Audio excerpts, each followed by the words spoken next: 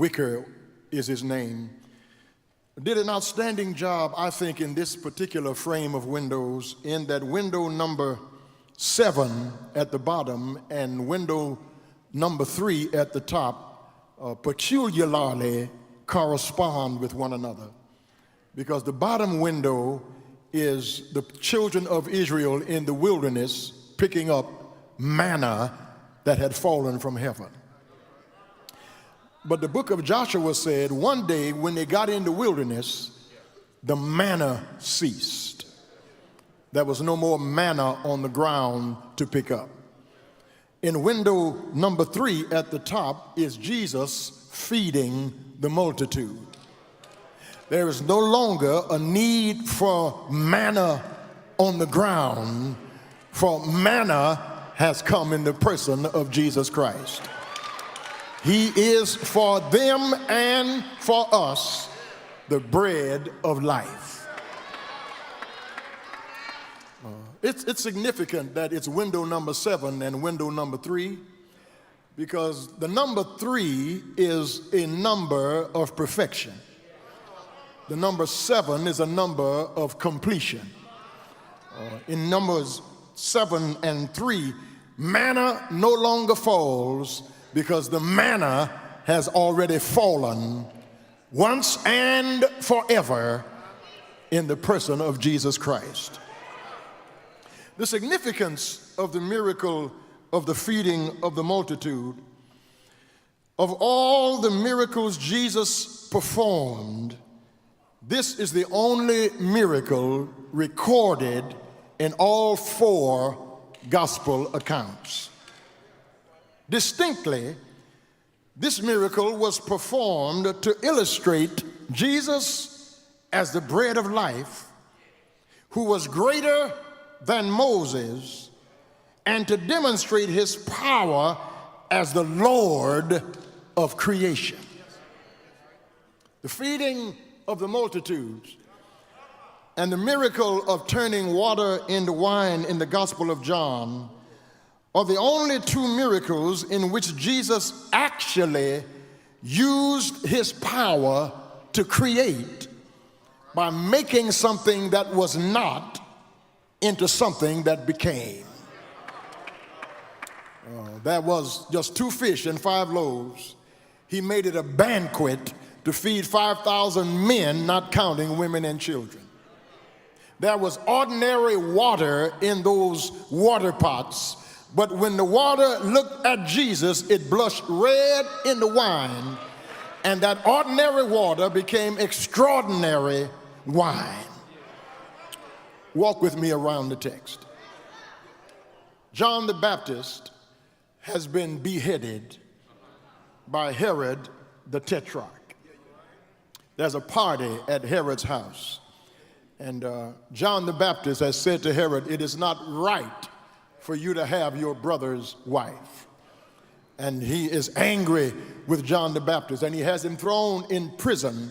And this young woman dances at the banquet. And her mother says to her, whatever he asks you, he's going to ask you what you want from him. And whatever it is you say, I need you to say this, that you want the head of John the Baptist. She dances. Herod is pleased, and he asks her what she wants in the kingdom. She says the head of John the Baptist. John is beheaded, and when Jesus hears about it, he goes to be by himself to pray. But when the people hear that Jesus is moving about, they follow him in large masses. And the Bible says Jesus looks out at them as sheep having no shepherd, and he has compassion on them. The crowd is around him. The people are everywhere. 5,000 men, not counting women and children. There's a crowd of about 25,000 people following Jesus. The hour is growing late. There's nothing to eat. And the disciples said to Jesus, "Send these people away that they might find for themselves victuals." Send them home that they might get them something to eat. Jesus said, they don't need to go home. You feed them. And brothers and sisters, hear me this morning. Jesus is still saying the same word to the church this morning. We do not need to outsource our responsibility to the federal government. It is our responsibility to feed the hungry. See how quiet you got right there? To clothe the naked, to visit those who are in prison, to minister to those who are sick. Because when Jesus comes again, he will not ask, how large was your sanctuary? Jesus will not want to know what your tithe amount was. Jesus will raise the question, when I was hungry, did you feed me? When I was outdoors, did you take me in? And then we'll say, Lord, when did we see you hungry and outdoors? Jesus said, inasmuch as you've done it to the least of these, you've done it also unto me. They said, send them away. All the HEBs are closed. There's nowhere to buy any bread. Send these people home. Jesus said, they don't need to go home. You feed them. Now he knows that they don't have anything to give that crowd, but he is about to demonstrate that he is actually the Son of God. The Gospel of John chapter 6 says that Andrew went in the crowd and found a little boy with his lunch, 2 fish and 5 barley loaves, two little sardines and 5 little barley biscuits. He had a little biscuit from McDonald's, you would say. It was just 2 little fish and 5 loaves. I suspect that his mother sent him to church that day. And I would imagine, being a little boy, his mother gave him 10 biscuits and 8 fish. But church lasted so long that by the time Jesus needed it, it was just down to 2 fish and 5 little biscuits. But the boy was willing to give Jesus what he had. And brothers and sisters, what I love about Christianity is that Jesus will take what you have. It's not much, but give it to him. I'm not much, but I gave myself to him. You are not much, but if you give yourself to him. I wish I had a witness here this morning. The reason many of us can't get saved is because we think we're too much. But when you know you're not enough, and you will never be enough, and you will never have enough, and you meet God right here, he sends Jesus to meet you right there, and little becomes much when you place it in the master's hand.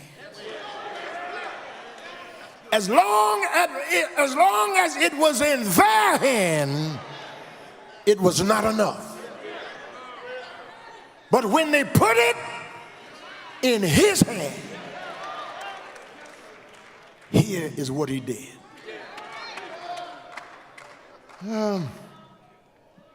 He blessed it. They put it in his hand,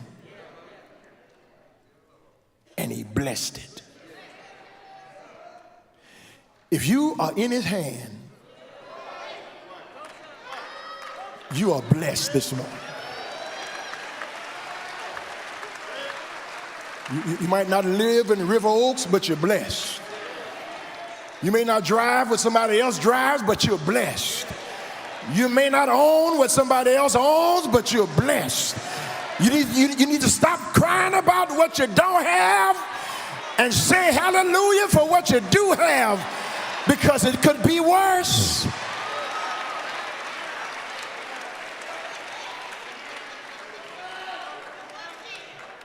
I'm running out of time. The choir took all my time. But just take a moment to think with me. And if you think with me, you'll thank with me. Just take a moment to think about how the Lord has blessed our lives. Think about the answered prayers. Think about the mountains he brought us over. Think about the needs he's met. The times he came near us and held us with his grace. The lonely hours when he reminded us that when everybody else walks out, I will walk in.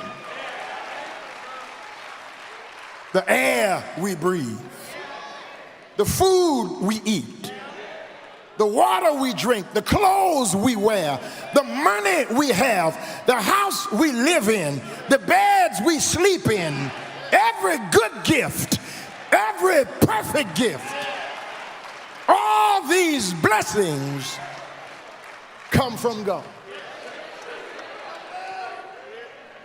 There's nothing you have that God didn't give you.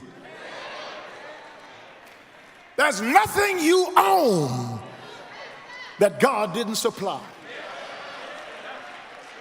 Every dime in your pocket, God gave it to you. Reverend, I get up and go to work every day. Who gives you strength to go to work every day? God gives you strength to make wealth. Have I got a witness here? Reverend, nobody taking care of me. I'm living by myself and I'm doing well. I don't tithe and I'm still doing well. Well, if you're doing well and you're not tithing, think of how well you could do if you did. Thank God he opens windows of heaven and pours out blessings that you don't even have room enough to receive. And he lets his sun shine on the just and the unjust. He's good to no good people, and he's good to righteous people. Everybody in here is blessed. Blessed. Blessed. Blessed. Blessed. You are blessed. He put it in his hands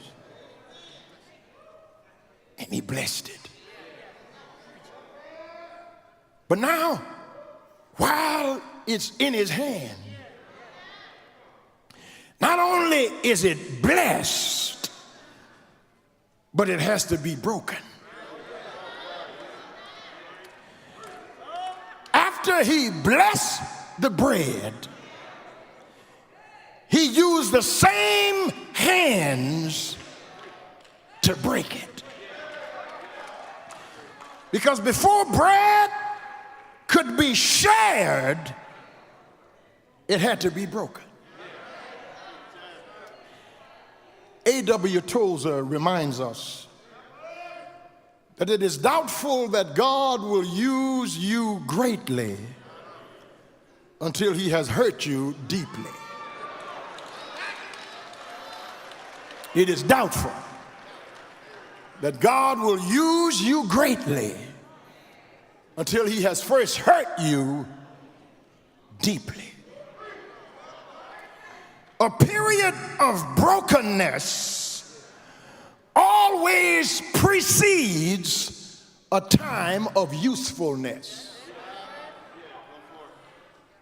We love God's blessings, but we shrink from his breakings. While the blessings of God are nice, the breaking of God is necessary. Brothers and sisters, I'm trying to hurry, but God is a strange teacher. In HISD, at TSU, U of H, Rice University, Princeton, Harvard, the teacher teaches the lesson and then administers the test. But God sends the test and then he teaches the lesson. Because the reason for the test is to teach the lesson of total and absolute dependence on God. He sent Daniel in a lion's den to test him. And while in the lion's den, the king who sent him in couldn't sleep. Daniel slept all night on the back of a lion. And when the king got up the next morning to shout into the lion's den, Daniel, did your God deliver you? And he shouted back to the king, oh, king, live forever. All night, God kept me. Daniel had no idea if the lions would tear him to shreds or not. He just trusted God's test. Noah, 3 Hebrew boys, the widow at Zarephath, Elijah at Mount Carmel, the widow of Nain, Mary and Martha. God tested them first, and then he taught them a lesson. Let me talk to somebody who is going through one of these breaking periods in your life. Let me point out a great truth to you this morning. And the great truth that I want to point out to you this morning, if you're going through a season of brokenness, the truth that I want to point out to you this morning is that God uses broken things.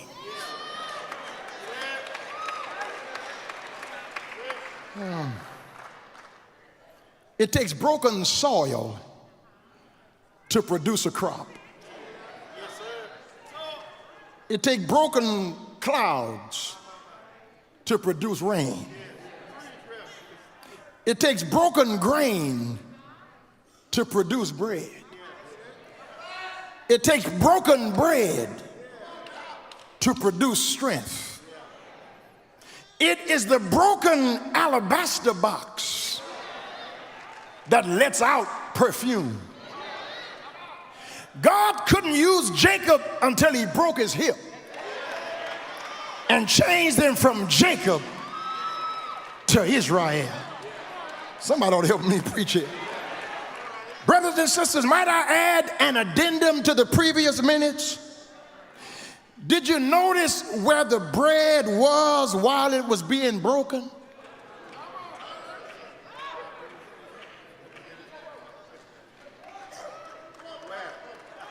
It was in his hand.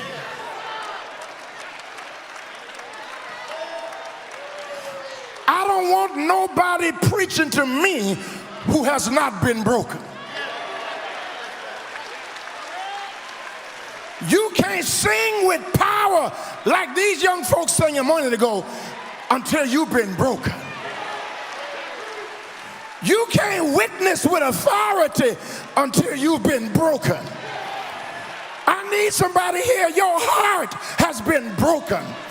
Your dreams have been broken.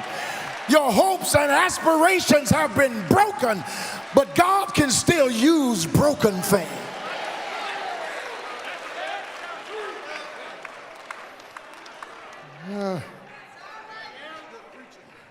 Brokenness will put something in your face. It'll put something in your handshake. Brokenness will put something in your shout. You're not shouting because all your bills are paid. You're not shouting because everybody loves you. You're not shouting even because you're having a good day. You're shouting because you got a good memory.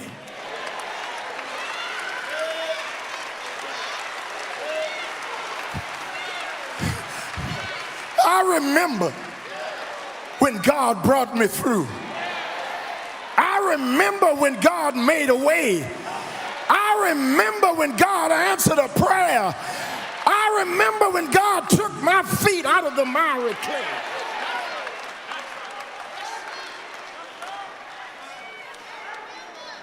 I need somebody in here this morning who can help me shout. Not about what God is doing now, but about what God has already done. God's already made a way. He's already been a husband. He's already been a friend. He's already been a father. He's already been a provider. He's already been a way maker. He's already opened the door.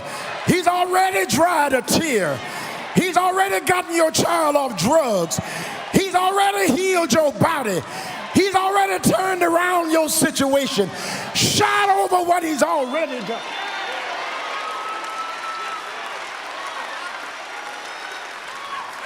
And then I need another little section in here who can help me shout about this. If he doesn't do anything else,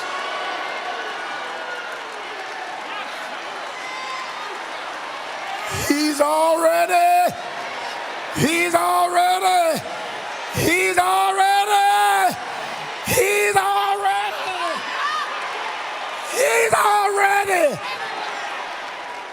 not only done more than enough, but more than I deserve.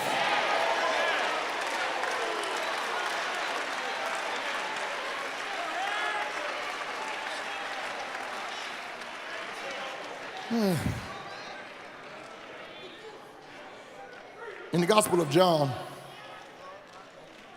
Jesus said, I am the true vine. I wish I had a Bible reader. And my Father is the husbandman.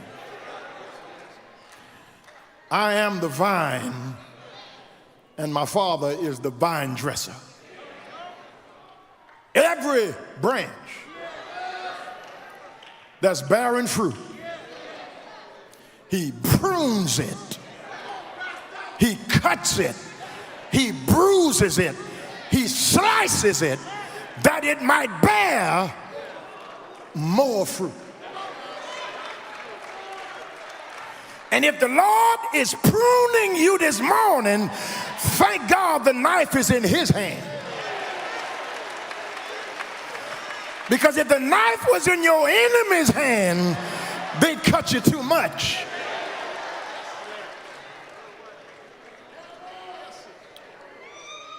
He knows right where to strike.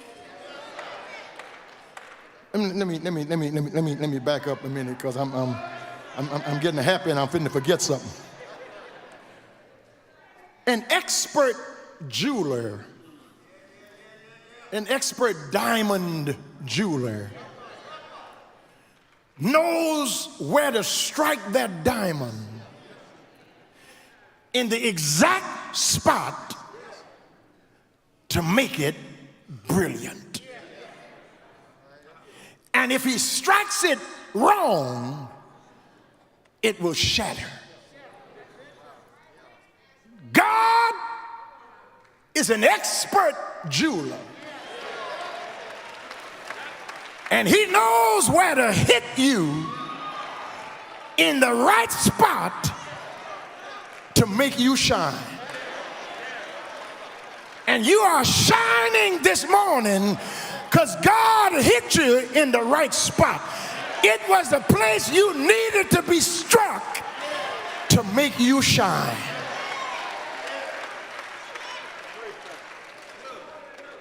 God won't give you my burdens because you couldn't handle it. God is not going to give you somebody else's stress because it won't develop you. Because he's not trying to destroy you. He's trying to develop you. He's not trying to hurt you. He's trying to heal you. He's not trying to bruise you. He's trying to bless you. Because here is the conclusion of the whole matter. After he blessed it, after he broke it, he broadened it.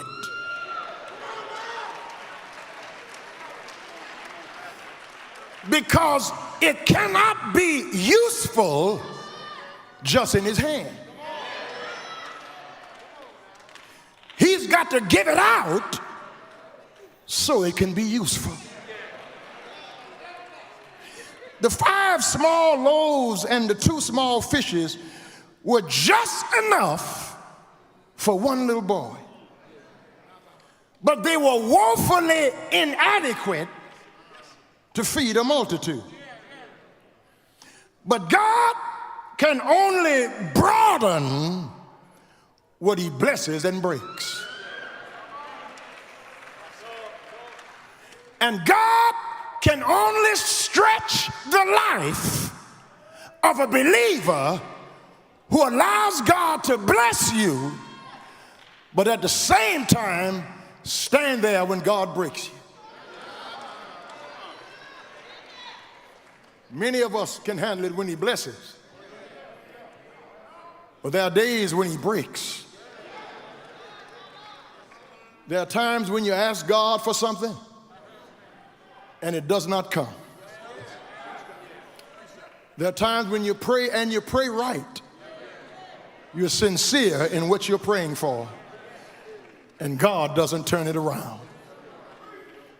You're praying for healing and the person dies. You're praying that things will get better on your job and you receive a pink slip.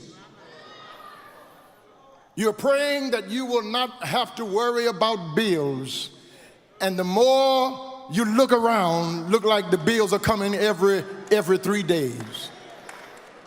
And instead of God coming to the rescue, instead of God coming in your hour of need, God seems to delay.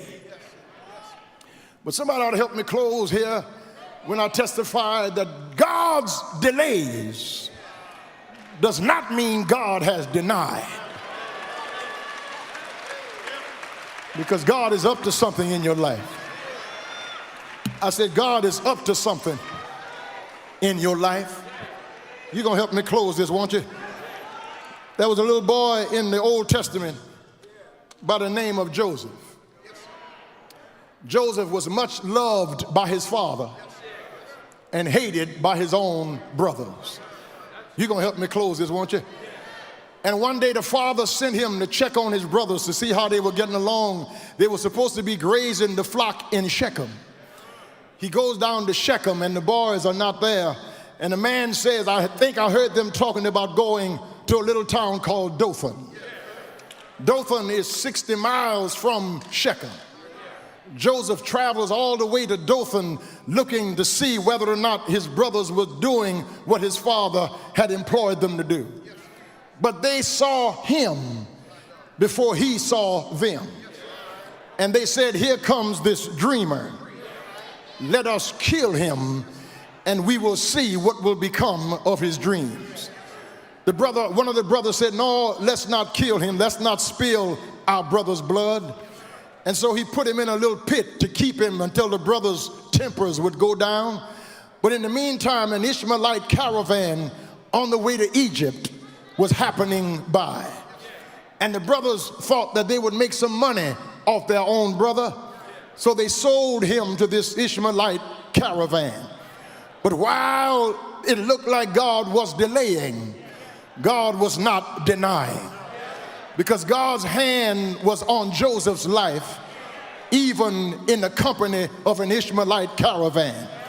They brought him all the way to Egypt, sold him to a man named Potiphar. Potiphar noticed that God's hand was on Joseph's life. You're going to help me close this, won't you? Potiphar put Joseph over everything in his house save his wife. Joseph was the manager of Potiphar's house. Potiphar's wife noticed that he was a handsome man. She tried to seduce him, but he ran from the seduction. She tried one more time to seduce him. He ran from the seduction. She put on Victoria's Secret. She put on some good smelling, expensive perfume, laid herself down on the bed to try to seduce him. Joseph ran, but she caught his garment. And then she brought his garment to Potiphar and said, "You allowed this man, this Hebrew, to come in our house, and he tried to take advantage of me." Potiphar had Joseph thrown in prison. But while in prison, God still had his hand on it, because there was a butler and a baker who was in the employ of Pharaoh. They wound up in the dungeon, and by the providence of God, they were put in the same cell as Joseph. They started dreaming one night, and they didn't know what their dreams meant. They got up the next morning and told Joseph their dream. Joseph said, "God has given me wisdom to interpret dreams." To the baker, he said, "By this time tomorrow, your neck will be cut off." But he said to the butler, "You're going to get back in your position as cupbearer to the king. And when you get the king's ear, remember me here in this dungeon." 2 years have gone by, and it looks like God has delayed, but God's delays do not mean God has denied. Because one night God made Pharaoh start dreaming. Pharaoh dreamed about some fat cows and some lean cows, and he didn't know what the dream meant. He dreamed about a sheaf standing up and another sheaf laying down in front of it, and he couldn't understand what the dream meant. He called all his soothsayers and all of his magicians and astrologers and said, "Anybody who can interpret this dream, I will give him second chariot in the kingdom." The butler remembered that there was a young boy named Joseph who was able to interpret dreams. Pharaoh called Joseph up from the prison and told Joseph his dream. Joseph told him, "You're going to have some fat years and some lean years, 7 years of plenty and 7 years of famine. While you have a plenty, you ought to store up some grain, so the world will have to come and buy grain from Egypt." He made Joseph prime minister over all of Egypt. And while there was grain in Egypt, God arranged for there be a famine in Goshen. Joseph's brothers had to go to Egypt to buy some grain. And when they got to Egypt, the very man they had thrown in the dungeon, the very man they had despised, the very man they had lied and told their daddy was dead, was the same man they had to go and buy grain from. God will prepare a table before you in the presence of your enemies. He will anoint your head with oil so that your cup is just running over. Surely goodness and mercy. I need a witness here. Look at how the story goes. If his father hadn't loved him, his brothers never would have hated him. If his brothers had never hated him, they never would have sold him into slavery. If they had never sold him into slavery, he never would have wound up in Potiphar's house.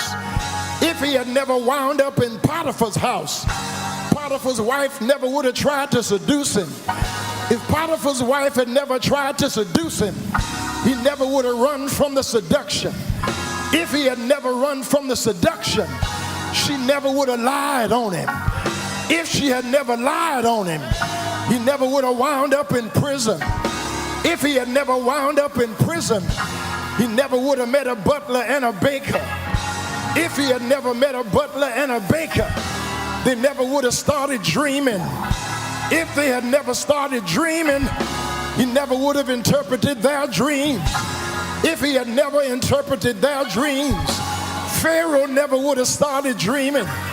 And if Pharaoh had not started dreaming, Joseph wouldn't be able to interpret the dream. And if Joseph couldn't interpret the dream, he never would have been prime minister of Egypt. If he had never been prime minister of Egypt, there never would have been a famine in Goshen. If there had never been a famine in Goshen, his brothers never would have had to go to Egypt to buy grain. If his brothers had never gone to Egypt to buy grain, Joseph never would have had a chance to tell them, you meant this, you meant it. Yeah. You meant it for evil, but God, is there anybody here? No, the devil would have had you, but God. Your enemies would be laughing at you, but God. Your haters will have pulled you down by now, but God. Won't he do it? Won't he do it? Won't he turn it around? Won't he make a way? Won't he give you a blessing? Won't he shine his light on you? Is there anybody here? No, God can do it. There's another Joseph that I want to talk about a minute. He was not in a dungeon, but this Joseph was hated. His name was not Joseph. His name was Jesus. They marched him up Calvary's hill. He died for your sins and mine. But bright early Sunday morning, God raised him up. And because he lives, I can shout this morning. I need a real shouter right now. I need a real praiser right now who knows God has already done it for you. God has already answered your prayer. God has already made a way. Why don't you help me praise God? If he's been good to you, if he's made a way for you, if he's answered your prayer, if he's protected you, if he's looking out for you, tell him thank you, thank you, thank you. I need a grateful witness. Thank you. I need a happy believer. Thank you. Why should I feel discouraged? Why should the shadows come? Why should my heart be lonely and long for heaven and home when Jesus is my portion, my constant friend is he. His eye is on the sparrow, and I know he watches me.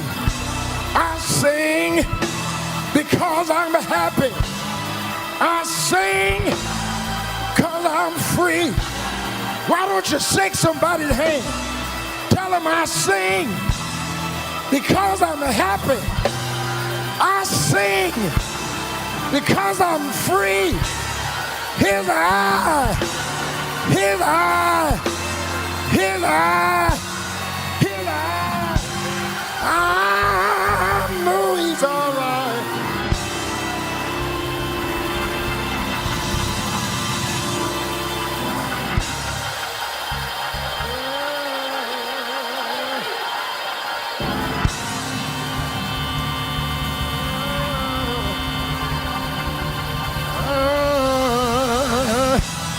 I need a witness right now who can look back over your life, see where God brought you from, see what God has done for you.